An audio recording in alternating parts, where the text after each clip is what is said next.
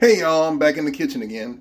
I got a pork butt that I didn't feel like putting on the smoker, so I'm going to use some birria techniques to cook it. I said I'm going to use some birria techniques. Pay attention.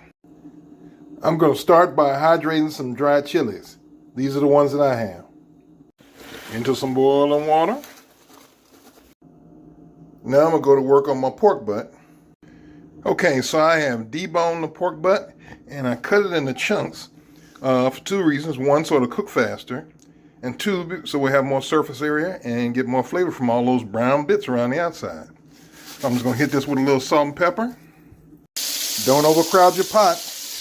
Brown it in batches, bitches. While the meat is cooking, we're going to blend up those chilies with some of the water that they were boiling in. Okay, all the meat's brown. Let's saute some onion and bell pepper.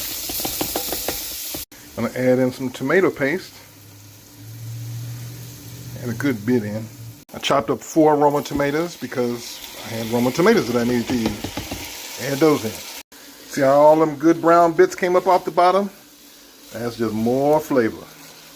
When you think you got enough garlic in there, add some more. Now I'm going to hit it with a bunch of the seasoning blend.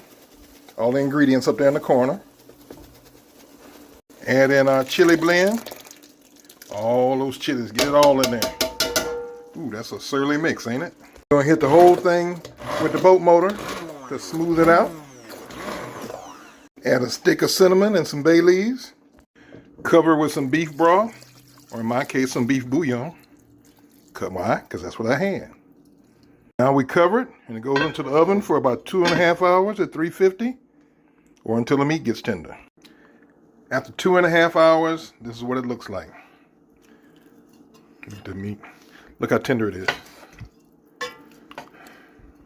Just right through it. I'm just going to shred all this up. And there it is, all shredded and ready to go. Don't you want a bite of this? I wish y'all could taste all the flavors popping off in here.